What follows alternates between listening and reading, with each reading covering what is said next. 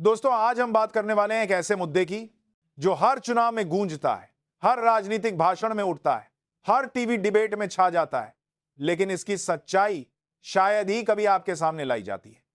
Swiss bank में भारतीयों का काला धन। दोस्तों, सालों से यह सवाल हवा में तैर रहा है, स्विस बैंकों में आखिर कितना पैसा छुपा है? क्या वह पैसा सच में भारतीयों का है? और अगर वापस आ जाए तो क्या हर भारतीय के खाते में 15 लाख आ जाएंगे? आज हम सिर्फ भावनाओं या अफवाहों की बात नहीं करेंगे। आज हम इस पूरे मुद्दे को तथ्यों, रिकॉर्ड्स, रिपोर्ट्स और इंटरनेशनल डेटा के आधार पर समझेंगे और यकीन मानिए, आज का यह विश्लेषण आपकी समझ से कई पर्दे उठा देगा। तो चलिए शुरुआत करते हैं। दोस्तों, स्विट्जरलैंड एक छोटा सा देश है, आबादी सिर्फ 87 लाख, लेकिन दुनिया का सबसे बड़ा, सबसे रहस्यमय और सबसे सुरक्षित बैंकिंग नेटवर्क इसी देश में है। क्यों? क्योंकि 1934 में बना स्विस बैंकिंग एक्ट। इस कानून के तहत स्विस बैंक अपने ग्राहकों की जानकारी किसी को नहीं बताते, न सरकार को, न किसी दूसरे देश को, न इंटरनेशनल एजेंसी को। अगर कोई बैंक कर्मचारी जानकारी लीक करता है तो उसे सीधे जेल हो सकती है। अब आप सोचिए, ऐसी जगह जहां पूछताछ नहीं, नाम नहीं, पहचान नहीं और पूरा सिस्टम गोपनीयता पर टिका हो, तो क्या होगा? दुनिया भर के टैक्स चोर, भ्रष्ट नेता, drug mafia, business tycoon, shell कंपनियों के मालिक सभी अपना पैसा यहां जमा करने लगे। और फिर आए नंबर्ड अकाउंट्स। यहां बैंक अकाउंट में नाम नहीं होता, सिर्फ एक नंबर होता है।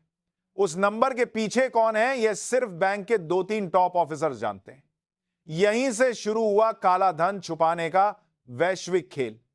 स्विस बैंक में कितना भारतीय पैसा है? अब आते हैं मुख्य सवाल पर।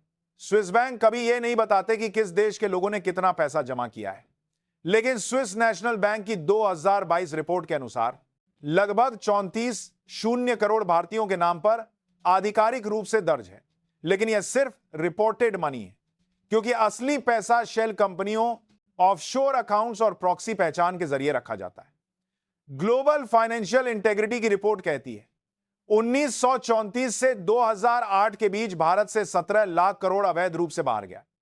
टैक्स जस्टिस नेटवर्क कहता है भारतीयों ने करीब 40 लाख करोड़ रुपए ऑफशोर खातों में छुपा रखे हैं। यानी असली रकम 34 करोड़ नहीं, लाखों करोड़ में हो सकती है।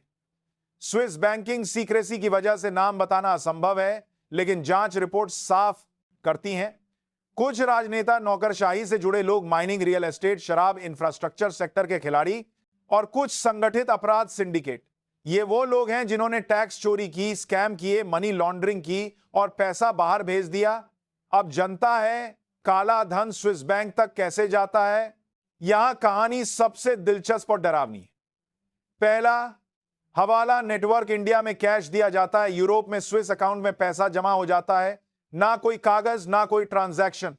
दूसरा, ट्रेड बेस्ड मनी लॉन्ड्रिंग। एक सामान जो 1 लाख का है उसे इनवॉइस में 50 लाख दिखा दिया जाता है, बाकी रकम शेल कंपनी के जरिए स्विस बैंक में पहुंच जाती है। तीसरा, राउंड ट्रिपिंग। पैसा पहले मॉरिशस, पनामा जैसे टैक्स हेवन में जाता है, फिर वहां से बनती है शेल कंपनी, वो कंपनी स्विस बैंक में अकाउंट खोलती है। चौथा, क्रिप्टो करेंसी राउट। बिटकॉइन खरीदा, इंटरनेशनल वॉलेट में भेजा, स्विस फ्रैंक में कन्वर्ट कर जमा कर दिया। पांचवां, स्विस स्ट्रक्चर्ड प्रोडक्ट्स जैसे anonymous trust, bearer bonds, foundation accounts, जो दिखते लीगल हैं लेकिन काला धन छुपाने के सबसे सुरक्षित साधन है। क्या हर भारतीय को 15 लाख मिलेंगे? 2014 का यह बयान आज भी लाखों लोगों की बहस का हिस्सा है। लेकिन आइए इसे गणित के आधार पर समझते हैं। मान लीजिए भारत का काला धन स्विस बैंक में 40 लाख करोड़ है। भारत की आबादी 140 करोड़, तो प्रति व्यक्ति आएगा 28,500। लेकिन सच्चाई यह है, यह पैसा किसी के खाते में नहीं आता, यह पैसा सरकार को मिलता है। सरकार इसे विकास, इंफ्रास्ट्रक्चर, स्वास्थ्य, शिक्षा में लगाती है। इसलिए 15 लाख वाला बयान एक पॉलिटिकल स्टेटमेंट था। भारत की कोशिशें, कितना पैसा वापस आया? 2011 जर्मनी ने भारत को पहली बार बैंक डेटा दिया, इससे भारतीय अकाउंट होल्डर्स के नाम सामने आए। 2015 automatic information exchange agreement. Swiss banks को अब भारत को जानकारी देना अनिवार्य है। 2018 से 2020 स्विट्जरलैंड ने भारत को 3.6 लाख अकाउंट्स की जानकारी भेजी।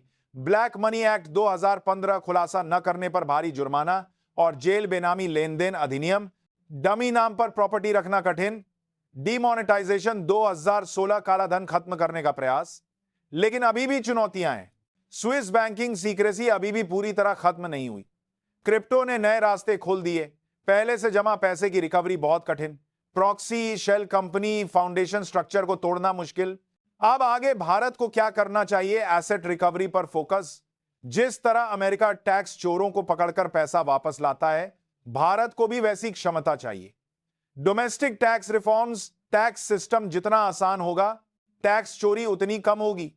फाइनेंशियल इंटेलिजेंस को मजबूत करना, एआई और मशीन लर्निंग से संदिग्ध ट्रांजैक्शंस की live monitoring, whistle blower protection, जो लोग जानकारी देते हैं उनकी सुरक्षा जरूरी है। पब्लिक अवेयरनेस, लोगों को समझना होगा कि टैक्स चोरी सिर्फ गलत नहीं बल्कि राष्ट्रीय नुकसान है। पॉलिटिकल विल सबसे जरूरी, क्योंकि असली काला धन उन्हीं लोगों के पास है जो सत्ता और सिस्टम तक पहुंच रखते हैं।